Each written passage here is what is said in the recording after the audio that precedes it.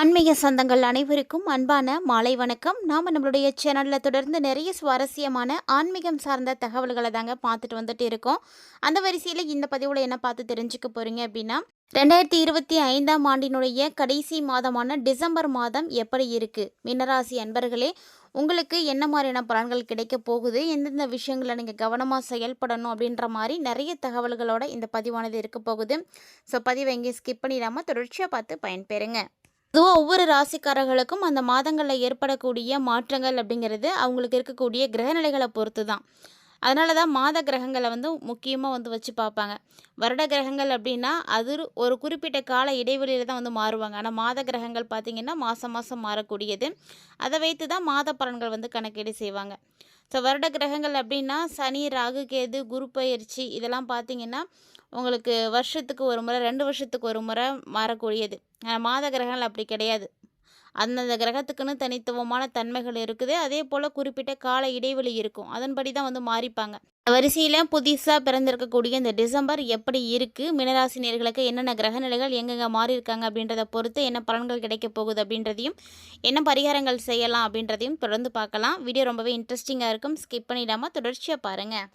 ராசி மண்டலத்தில் 12வதாக இருக்கக்கூடிய மீனராசி என்பர்கள், குரு பகவானால் ஆளப்படக்கூடிய உங்களுக்கு இந்த மாதத்தினுடைய கிரகநிலைகள் பார்த்திங்கன்னா சூரியன், செவ்வாய், சுக்கிரன் இந்த கிரகங்கள் மூன்றுமே இந்த மாதத்தினுடைய முற்பாதியில் பாக்கியஸ்தானத்திலும், அதே மாதத்தினுடைய பிற்பாதியில் பார்த்திங்கன்னா கிரக நிலைகள் எல்லாமே 10வது வீட்டுக்கும் மாறப்போகிறாங்க. இதனால் உங்களுடைய நிலை பார்த்திங்கன்னா ரொம்ப ஸ்ட்ராங்காக ஆரம்பிக்கும். நிறைய விஷயங்கள் உங்களுக்கு நல்லது நடக்கும். குரு உங்களுடைய ராசிக்கு உச்ச வீடுன்னு சொல்லக்கூடிய கடகத்தில் 5வது வீட்டில் சஞ்சரிக்கிறாரு. இது பார்த்திங்கன்னா உங்களுக்கு இன்னும் ஒரு சிறப்பான ஒரு விஷயம் அப்படின்னு தான் சொல்லணும். ஏன்னா குரு பகவான் பயிற்சியாக இருந்தாலும் கடகத்தில் உச்சம் பெற்று வக்ரமாக இருக்கிறாரு. ஸோ இது பார்த்திங்கன்னா ஒரு சிறப்பான ஒரு அட்டகாசமான பலன் தான் உங்களுக்கு கொடுக்க போகுது. அதே சனி பார்த்திங்கன்னா இந்த மாதம் முழுக்க உங்களுக்கு முதல் வீட்டில் தான் இருக்க போகிறாரு. முதல் வீட்டில் இருக்கிறதுனால உங்களுக்கு தன்னம்பிக்கையை கொடுப்பாரு, தெளிவான மனப்பான்மையை கொடுப்பாரு, ஒரு சில சவால்களை கூட கொடுப்பாரு. ஒரு சில சமயத்தில் இந்த சவால்களும் வரத்தான் செய்யும். அதை எதிர்கொள்கிறதுக்கு ஆல்ரெடி உங்களுக்கு தைரியத்தை கொடுத்துட்டாரு, தன்னம்பிக்கை கொடுத்துட்டாரு. அப்படிங்கும்போது நீங்கள் பயப்படவே தேவையில்லை. இந்த காலநிலைகளில் உங்களுக்கு எப்படிப்பட்ட பலன்கள் கிடைக்கும் அப்படின்னா, இந்த டிசம்பர் ஃபுல்லாகவே உங்களுக்கு ஒரு ஏற்றத்தாழ்வுகளோடு தான் இருக்கும். ஒரு சில விஷயங்கள் பார்த்திங்கன்னா உங்களுக்கு நல்லாவே இருக்கும். ஒரு சில விஷயங்கள் கொஞ்சம் பிரச்சனையாக இருக்கிற மாதிரி இருக்கும். இந்த டைமில் உங்களுடைய கற்பனை திறன் அதிகரிக்க ஆரம்பிக்கும். உங்களுடைய கற்பனை திறனுக்கு ஏற்ற மாதிரி உங்களுடைய படைப்பு திறனும் இருக்கும் அப்படின்னு சொல்லுவாங்க. நீங்கள் என்ன நினைக்கிறீங்களோ, எப்படிலாம் டிசைன் பண்ணணும்னு நினைக்கிறீங்களோ அந்த மாதிரி தான் உங்களுடைய செயல்பாடுகள் இருக்கும். வேலை செய்கிற இடத்துல பார்த்தீங்கன்னா உங்களுக்கு ஒரு நல்ல பாராட்டு கிடைக்கும். நீங்கள் நல்ல வேலை செய்யக்கூடிய ஒரு நபராக தெரிவிங்க. எல்லாருடைய கண்களுக்கும் சிறப்பாக இருக்கிற மாதிரி தெரியும். சனி பகவானுடைய நிலை காரணமாக உங்களுக்கு பொறுப்புகள் பார்த்திங்கன்னா அதிகரிக்க ஆரம்பிக்கும். பொறுப்புகள்னால் வேலையை அதிகமாக கொடுப்பாரு, ரெஸ்ட்டு கொடுக்காம தொடர்ச்சியான வேலைகளை கொடுத்துட்டே இருப்பார். இது மாதிரி கிடைக்கக்கூடிய தொடர்ச்சியான வேலையால் உங்களுடைய ஆரோக்கியம் பாதிப்படையும். ஆனால் மாதத்தினுடைய பிற்பாதி போக போக செவ்வாய், சுக்கிரன் எல்லாருமே சேர்ந்து பார்த்திங்கன்னா சூரியனோட சேர்ந்து 10வது வீட்டுக்கு போகிறாங்க. அதனால் உழைப்பு அப்படின்றது அதிகமாகும். உழைப்புக்கு ஏற்ற அங்கீகாரமும் கிடைக்கும். ஆனால் உழைக்கிறதுக்கு அதிகமான நேரம் இருக்கிறதுனால ஓய்வுக்கு டைம் கிடைக்காது. ஸோ ஆட்டோமேட்டிக்காக உடல் பாதிப்படைய ஆரம்பிச்சிடும். ஸோ ரொம்ப ஹெல்த் இஷ்யூஸ் இருக்கக்கூடியவங்கலாம் இந்த டைமில் பார்த்து தான் இருக்கணும். நிதிநிலை பார்த்திங்கன்னா ரொம்ப நல்லா இருக்கும். ஏன்னா உங்களுக்கு வேலைகள் அதிகரிக்க அதிகரிக்க அதுக்கேற்ற அளவுக்கு வருமானமும் வந்துகிட்டே இருக்கும். வருமானம் சிறப்பாக இருக்கும். அதே போல் ஒரு நேரத்தில் இருக்கிற மாதிரி இன்னொரு நேரம் உங்களுக்கு இருக்காது. செலவு செய்கிறதுக்கும் நீங்கள் தயங்கவே மாட்டீங்க. செலவும் அதே மாதிரி வந்துகிட்டே தான் இருக்கும். சொல்லப்போனால் செலவு இன்னும் உங்களுக்கு அதிகரிக்கத்தான் ஆரம்பிக்குமே தவிர எந்த வகையிலையுமே குறையறதுக்கு வாய்ப்பு கிடையாது. எதிர்பாராத செலவுகள் கூட ஏற்படும். ஆனால் கடன் யாருக்கும் கொடுக்குறீங்கன்னா மட்டும் கவனமாக இருந்துக்கோங்க. தேவையில்லாமல் யாருக்கும் கடனை கொடுத்துட்டு மாட்டிக்காதீங்க. பணம் கொடுக்குறீங்க, வாங்குறீங்க அப்படின்னா அதிலெல்லாம் கரெக்டாக இருக்கணும். பணம் விஷயத்தில் எப்போதுமே சரியாக இருந்துக்கோங்க. பணப்புழக்கம் இருக்குது, பணம் கிடைக்கிது அப்படிங்கிறதுக்காக அதை தேவையில்லாமல் செலவு பண்ணக்கூடாது. பணத்தை துச்சமாக நினைக்கக்கூடாது. அப்படி நினைக்கக்கூடியவங்களுக்கு பிரச்சனைகள் தான் வரும். அதே போல் பணம் நிறைய புழங்குறவங்களுக்கு பணப்புழக்கம் இருந்துகிட்டே இருக்கும். ஸோ அவங்களுடைய கைகளால் நீங்கள் வாங்கிக்கலாம், தப்பு கிடையாது. ஆனால் அந்த பணம் கடன் கொடுக்குறீங்கன்னா மட்டும் கவனமாக இருங்க. எப்படின்னா இந்த டிசம்பரோடைய எண்டு வர வர தான் உங்களுக்கு இன்னும் நல்லா இருக்கும். அது வரைக்கும் கொஞ்சம் அப்படி இப்படி இருக்க தான் செய்யும். புதுசாக வருமானம் கிடைக்கிறதுக்கான வழிகளும் கிடைக்கும். புதுசாக நீங்கள் இப்போ கூட வேலையை ஜாயின் பண்ணியிருக்கலாம். அதோட சம்பளத்தை நீங்கள் டிசம்பரோட எண்டில் பார்ப்பீங்க, இல்லை ஜனவரி 1ஸ்ட்டில் பார்ப்பீங்க. ஸோ அந்த மாதிரி உங்களுக்கு ஏதாவது வகையில் புதுசாக வருமானம் கிடைக்கும். தொழிலும் வேலையும் பார்த்திங்கன்னா அதிகமாக தான் இருக்கும். ஏன்னா கடினமான உழைப்புக்கான அங்கீகாரமும் உங்களுக்கு இப்போ வந்து கிடைக்க போகுது. உங்ககிட்ட இருக்கக்கூடிய திறமையை நீங்கள் வெளிப்படுத்துங்க. உங்களுக்கு என்னெல்லாம் முடியும் அப்படின்றத நீங்கள் செயல்படுத்த உங்களுக்கு நல்ல விஷயங்கள் நடக்கும். உடன் வேலை செய்யக்கூடியவங்களும் உங்களுக்கு ரொம்ப ஒத்துழைப்பு கொடுப்பாங்க. அதனால் பிரச்சனைலாம் எதுவும் இருக்காது. பதிவு உயர்வு வேணும் அப்படின்னு நினைக்கிறீங்கன்னா அதற்கான வாய்ப்புகளும் உங்களுக்கு இந்த டைமில் வந்து இருக்குது. ஸோ மாதத்தினுடைய முதல் வாரம் அப்படிங்கிறது கொஞ்சம் கஷ்டமாக தான் இருக்கும். ஆனால் நாட்கள் போக போக பார்த்தீங்கன்னா சாதகமாக ஆயிடும். வியாபார ரீதியாகவும் பார்த்தீங்கன்னா மீனராசிக்காரங்களுக்கு இந்த டிசம்பர் ரொம்ப நல்லா இருக்குது. நிறைய லாபங்களானது கிடைக்கும். சரியான திட்டமிடலோடு நீங்கள் செயல்பட்டீங்க அப்படின்னாவே போதும், உங்களுக்கு வெற்றி உறுதியாக கிடைக்கும். என்ன பிரச்சனை வந்தாலும் பார்த்துக்கலாம், சமாளிக்கலாம் அப்படின்ற தைரியம் முதல்ல வளர்த்துக்கோங்க. அப்போ தான் உங்களால் எல்லாத்தையும் முடியும். எது பார்த்தாலுமே வந்து பயந்து பயந்து ஒளிஞ்சிட்டு இருந்தால் ஒன்றுமே வந்து செய்ய முடியாது. ஸோ துணிந்து போராடக்கூடியவர்களுக்கு தான் வெற்றிகள் கிடைக்குது. என்ன வேலை செய்தாலுமே ஆரோக்கியத்தில் மட்டும் கவனத்தை விட்டுறக்கூடாது. எவ்வளவு நம்ம கடுமையாக உழைக்கிறோமோ அதுக்கேற்ற மாதிரி நம்மளுடைய உடம்பையும் நம்ம வந்து பார்த்துக்கணும்.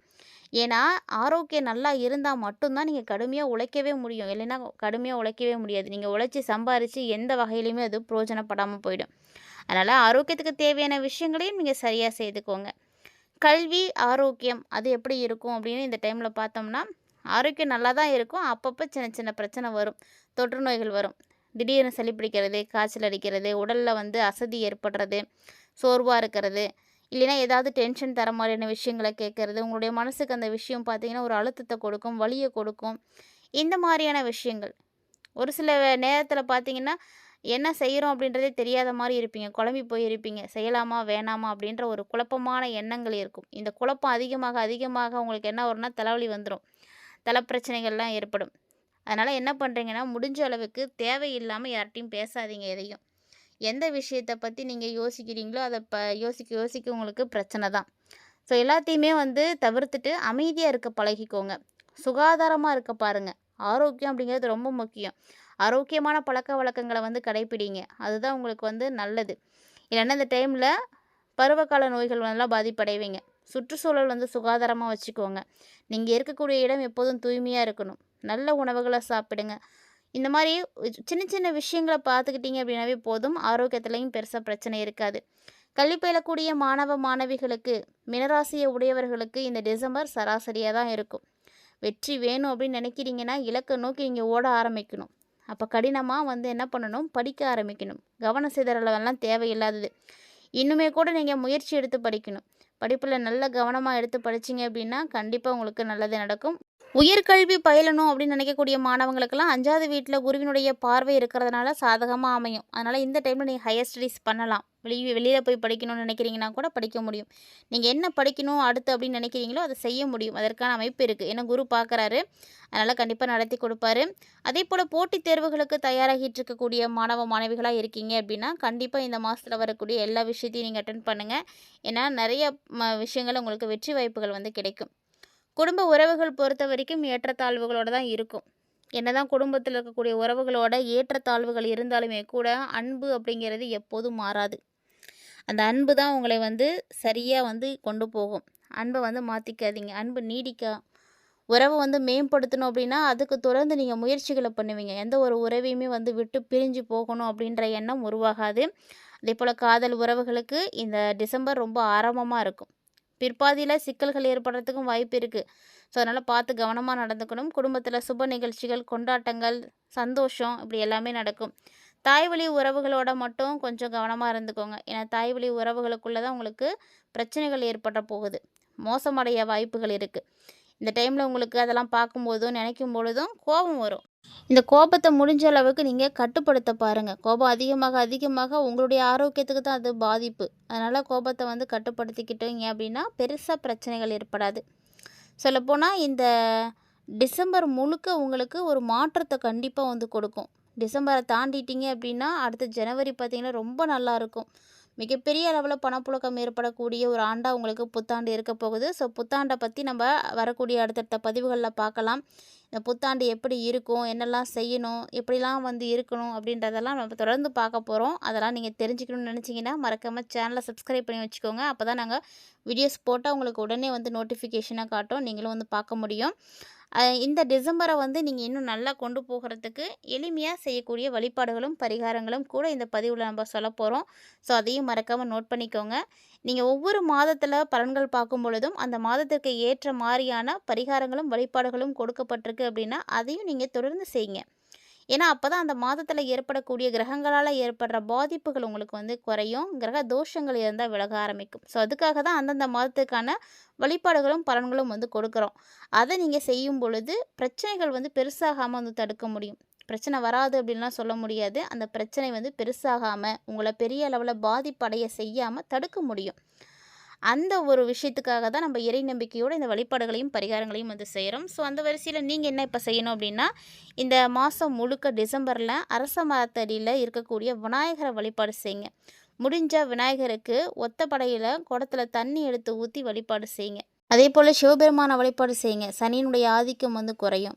ஏழை எளியவர்களுக்கு உங்களுடைய கைகளால் உதவுவது நேர்மறை பலன்களை கொடுக்கும். கிட்டத்தட்ட பார்த்தீங்கன்னா உணவு தானம் பண்ணுறது தான் ரொம்ப நல்லது. அதனால் அது மாதிரி செய்யுங்க.